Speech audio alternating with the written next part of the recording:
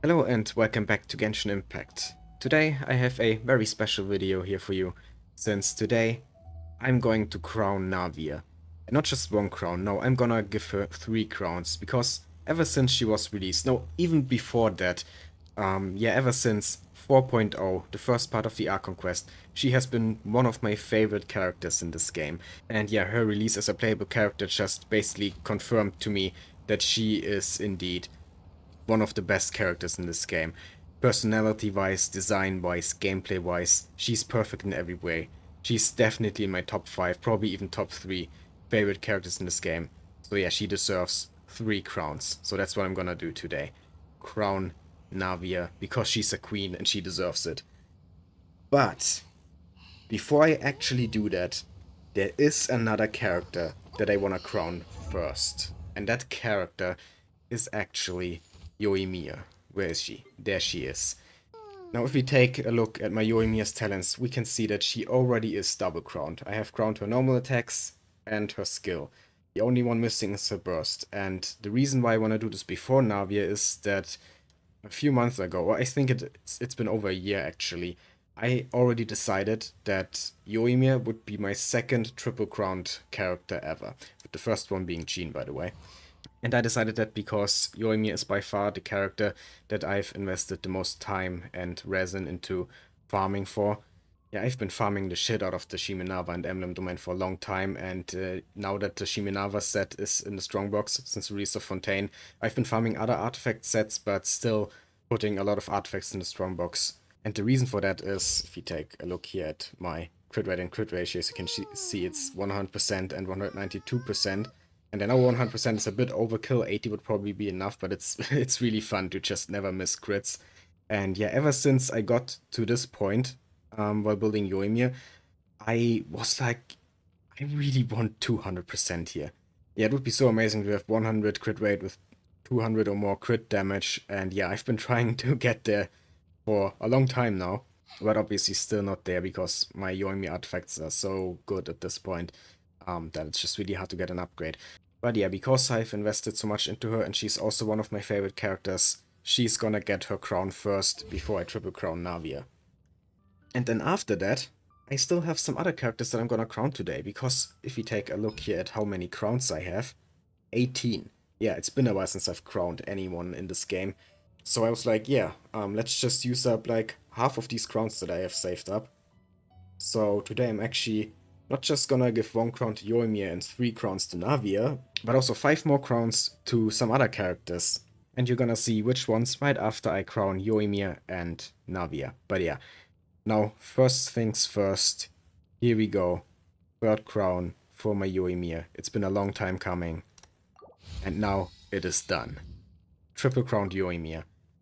And yeah, of course, her burst is the least important part of her kit, but it is actually not completely useless because her burst, I think, also increases the attack of the rest of the team, and it does some off-fleet damage during the downtime of Yoimiya's skill. So while it's definitely the least important part of her kit, it's far from being completely useless, even though sometimes people outright tell you to just never use Yoimiya's burst. I don't really agree with that. So yeah, that's Yoimiya. Now back to Navia. Here we go, and I have pre-farmed all the materials. Took me a while to get the boss drops, since the Veil boss hasn't been out that long. Had to use some Dream Solvents to convert some other drops, because I barely got any of those. Ones that Navia needs, but yeah, definitely worth it. And the nice thing about Navia is that she actually doesn't have any useless talent. For a lot of characters, it's like they have 1 or 2 talents that are really useful, and then the other one is like, yeah, well, you can level it if you like the character, but you don't really need to.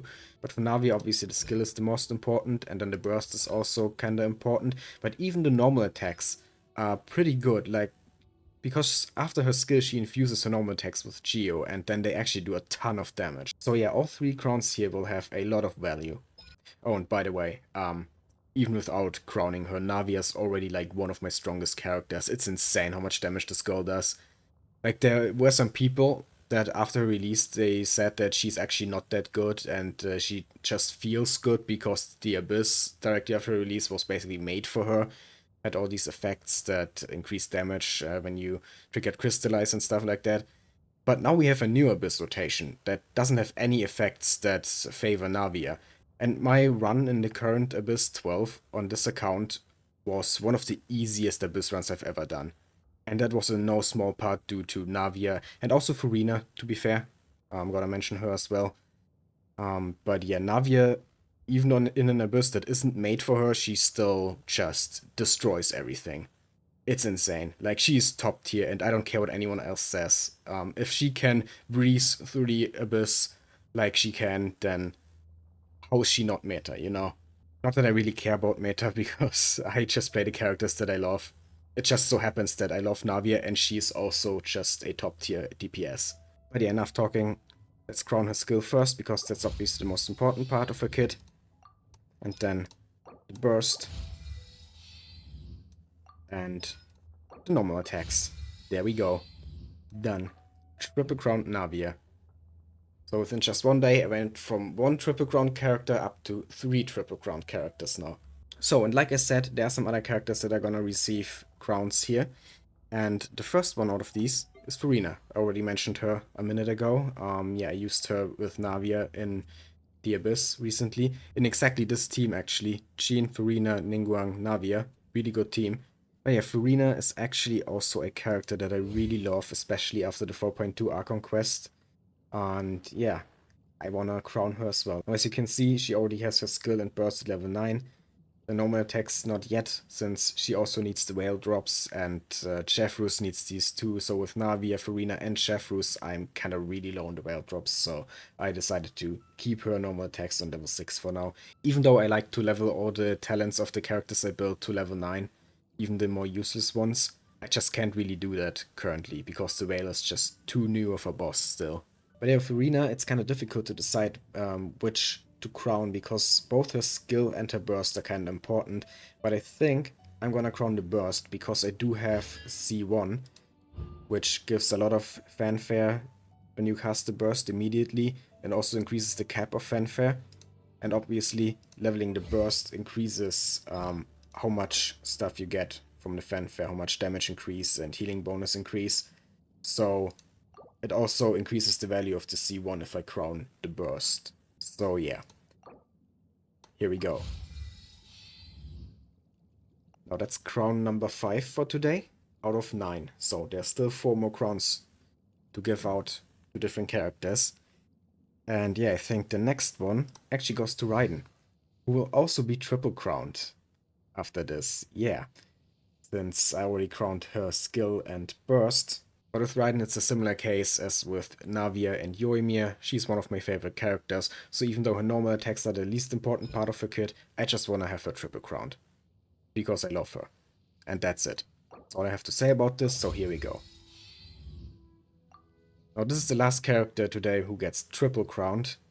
The rest of them, I think, actually don't have any crowns yet, similar to Furina. So, let's see. Keqing is one that I picked out for a crown. I just recently built her, like, I think it was 2 or 3 months ago. Don't play her that much, but she is kinda nice and fun to play every once in a while.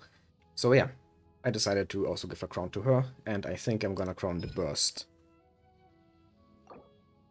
And I don't have any Whopper Flower materials anymore, because Furina needs those as well. Okay, yeah. I thought I had enough materials for all of the characters that I wanted to crown today, but turns out I don't. So, instead of staying up here at the highest point in Liyue to crown all my characters, I have to go back down to the crafting table. Insufficient planning. Well, it happens. I just completely missed that Keqing also needed the Whopper Flow materials.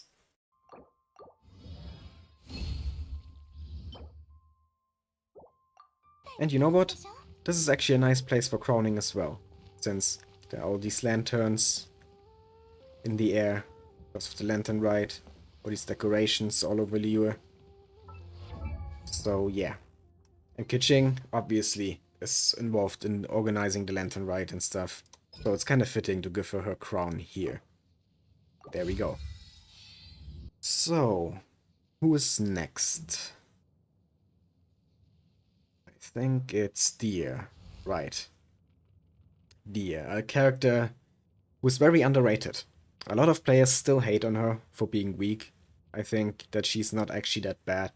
As a DPS, of course, she isn't the greatest, but she's also not really supposed to be a DPS. And a lot of players just think that she's supposed to be this super strong DPS because of how she is presented in the story.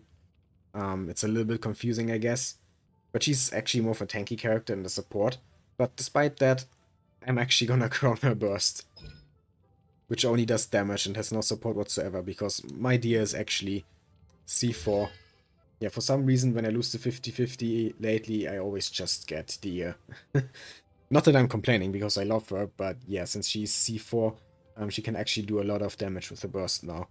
And I also just love her burst, because the way she just punches the enemies, I don't care if it does noodle damage or good damage, it's still one of the coolest bursts ever. And yeah, with how my Dehya is built, and with all the constellations she has, and now with this crown, her burst is actually doing really good damage. Obviously not on par with like Raiden's burst or something, but come on. It's not really fair to compare characters to Raiden. So yeah, here we go. Dehya's burst, crowned. And now, I think there's only one more left. Yeah, I already crowned Raiden today.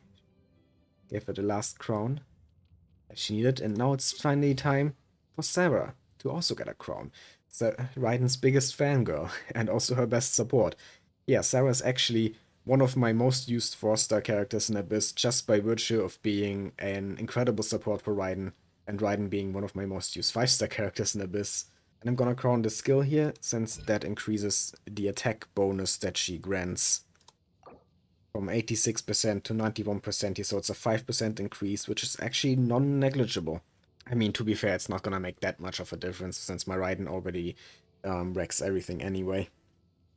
But yeah, I also really like Sara, and she deserves a crown. And that's all the reason I need. Okay, and that is pretty much it.